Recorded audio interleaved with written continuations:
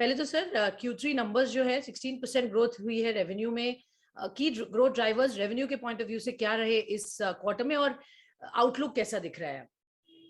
हमारी revenue growth, अगर मैं last quarter Q3 of FY21 से कंपेयर करूं तो ऑलमोस्ट 57% ग्रोथ है, और 9 मंथ्स भी हमारी रफली 45% ग्रोथ है। तो ये काफ़ी हमारे लिए रोबस्ट और स्ट्रॉन्ग क्वार्टर था। जैसे कि मैंने आईपीओ के टाइम पे भी कहा था कि हम एक ये जो रिवेंज ट्रैवल का एक ट्रेंड है ये देख रहे हैं। जो फोकस राइट है, एक प्रीमियर रिसर्च फर्म है, उन्होंने भी ये प्रिडिक्ट किया है कि जो हमारी इंडस्ट्री है अब ये 26% ग्रो करेगी year over year for the next 4 to 5 years। तो श्योर। उसके चलते हमने काफ़ी रोबस्ट देखा, और ओमिक्रॉन के होते हुए थोड़ा सा दिसंबर और जैन में थोड़ा सा पॉज ज़रूर हुआ, बट क्योंकि हमारा बिजनेस मॉडल 75% सब्सक्रिप्शन है तो हमारे लिए इम्पैक्ट कम था। बट फेब्रुअरी ऑनवर्ड्स हम काफ़ी अगेन रोबस्ट ग्रोथ देख रहे हैं। और जो आपने की ड्राइवर्स की बात की, हमारे जो तीनों बिजनेस लाइंस हैं उनमें काफ़ी रोबस्ट ग्रोथ दिखी। मार्टेक बिजनेस में हमारी ग्रोथ जो थी 110% थी। हमने काफ़ी इंक्रीज देखा नए कस्टमर एडिशंस में। जो नंबर ऑफ प्रॉपर्टीज थी वो लगभग 65% इंक्रीज हुई। हमने नई ऑफरिंग्स भी लॉन्च की इस बिजनेस लाइन में। और जैसे कि आप जानते हैं, हाल ही में हमने एक कंपनी भी एक्वायर करी, माई होटल शॉप करके। तो उससे क्या हुआ है कि जो हमारा ये मार्टेक का बिजनेस लाइन है, हम एक end to end digital customer acquisition platform अपने कस्टमर्स को दे पाते हैं। फेयर इनफ, नंबर्स अच्छे हैं, आगे प्रोस्पेक्ट स्ट्रांग है। रिवेंज ट्रैवल का एक जो ट्रेंड चलेगा, पेंट अप डिमांड है, वो भी हमें दिखेगी, तो आगे प्रोस्पेक्ट्स आपको ठीक लग रहे हैं। मार्जिन फ्रंट पर अगर मैं बात करूं, वहां पर भी काफी इंप्रूवमेंट हुआ है, substantially turning from EBIT loss level to EBIT positive now. Efficiency और इम्प्रूव कैसे करेंगे? ऑपरेशनल परफॉर्मेंस को और बेहतर करने के लिए अब क्या स्टेप्स लेंगे? तो हमारा फोकस यही रहेगा कि जो हमारा मार्जिन है, जो एडजस्टेड बिटा भी देखेंगे, हमने जो रिलीज में बताया है, लगभग 11% है। तो हमारी जो अब हमारा टाइम आया है, क्योंकि हम कोविड से निकल रहे हैं और हम ट्रैवल से रिलेटेड हैं और हमने रिवेंज ट्रैवल की बात की, तो हम अपने आगे ग्रोथ अपॉर्चुनिटी काफ़ी मैसिव देखते हैं।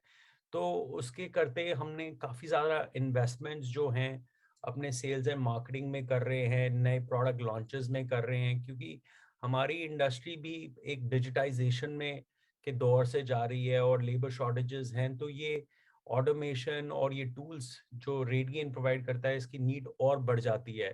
तो इसके करते अभी हम एक ग्रोथ मोड में मैं कहूँगा कि हैं।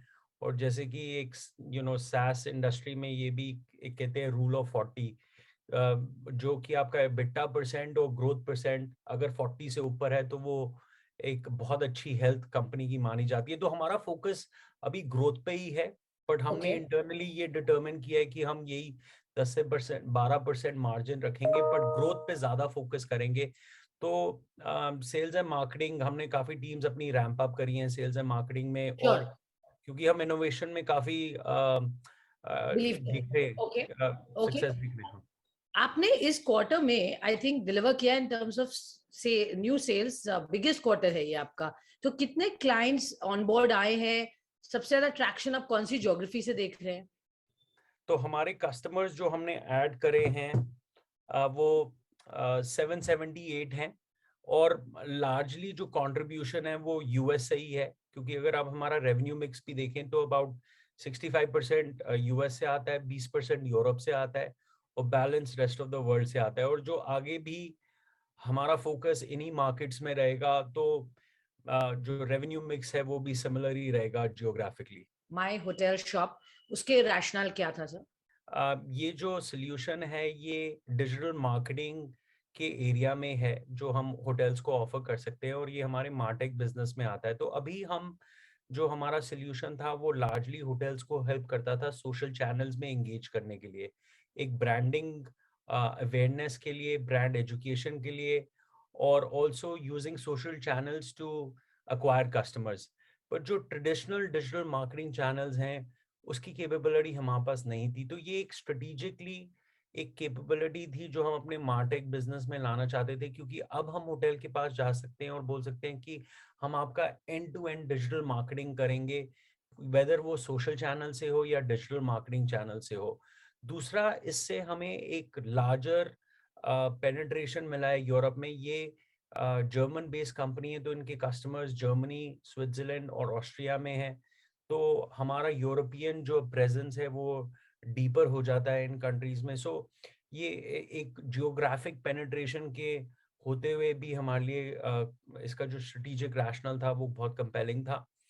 आपने मुझसे डील पाइपलाइन के बारे में पूछा, तो जैसे कि हमारा Q3 बहुत बढ़िया था, तो वैसे ही हम होप कर रहे थे कि हमारा Q4 भी बहुत बढ़िया होगा, बट अनफॉर्चुनेटली ओमिक्रॉन के होते हुए थोड़ा सा पॉज जरूर हुआ है डील कन्वर्जन में। बट जैसे कि मैंने कहा कि अब बिकॉज रिलैक्सेशन हो गई है सारी कंट्रीज में, यूरोप में स्पेशली, हिस्टोरिकली हमारा जो बिजनेस है ज़्यादा यूएस से ही रहा है और वहाँ पे ही हमारे सेल्स नंबर ज़्यादा थे। बट मैं देख रहा हूँ कि अभी जो ये रिस्ट्रिक्शंस बहुत सारी रिलैक्स हो गई हैं यूरोप में भी, और जो इंटरनेशनल ट्रैवल है वो एक सेंटर स्टेज लेगा। तो यूरोप और एशिया में भी मुझे काफ़ी उम्मीद है कि आते हुए हमें काफ़ी इसमें भी इन मार्केट्स में भी सक्सेस मिलेगी।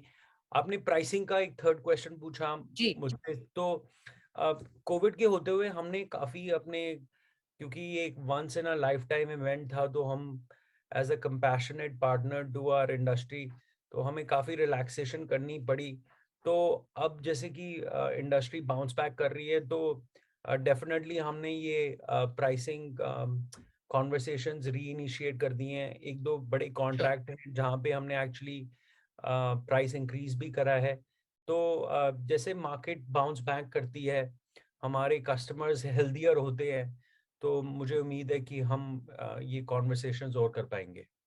Okay, and very quickly, Banu, next on new product launches क्या होंगे? Because obviously आपके business में it's all about innovation, technology, especially AI के point of view से FY23 में, और उसका revenue potential हम कैसे देख सकते हैं आगे जाते हुए?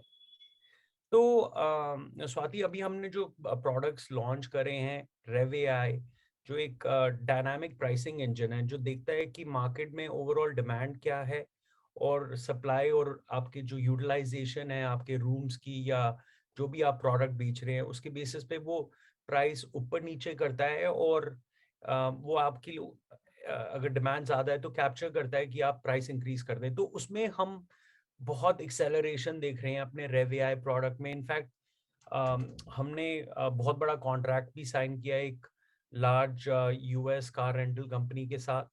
और अभी भी इस क्वार्टर में भी हम हमारे जो एग्जिस्टिंग कस्टमर्स हैं जो काफ़ी हैप्पी हैं उस प्रोडक्ट से, वो अपसाइज कर रहे हैं। तो मुझे काफ़ी उम्मीद है कि हम इन प्रोडक्ट्स में बहुत ट्रैक्शन देखेंगे आते हुए टाइम पे। और इससे क्या हुआ है कि इसने हमें बहुत ज़्यादा कॉन्फिडेंस दिया है कि हम और इनोवेशन में लगे रहें। बल्कि मैं ये कहूँगा कि ये रेट गेन के लिए ये जो है ये हार्ट एंड सोल है जो हम जिस पे काम कर रहे हैं, और ये एक्सेलरेशन दे रहा है हमारे इनोवेशन को भी।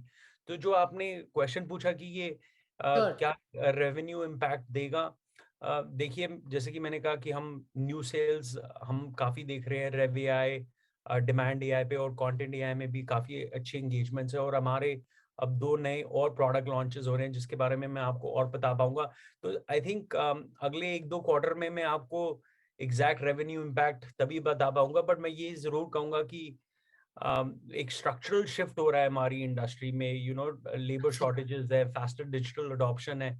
तो उसके करते जो हमने ये एक अपॉर्चुनिटी देखी और ये जो इन्वेस्टमेंट की एआई एमएल बेस्ड प्रोडक्ट्स में, मुझे That's काफी it. उम्मीद है कि ये गेम चेंजर होगा हमारे लिए। ओके, बिल्कुल, हम भी होप करते हैं आपके लिए गेम चेंजर हो। बहुत बहुत शुक्रिया Banu, always a pleasure to speak to you. Thank you, good luck आपके आगे के प्लान्स के लिए। थैंक्स।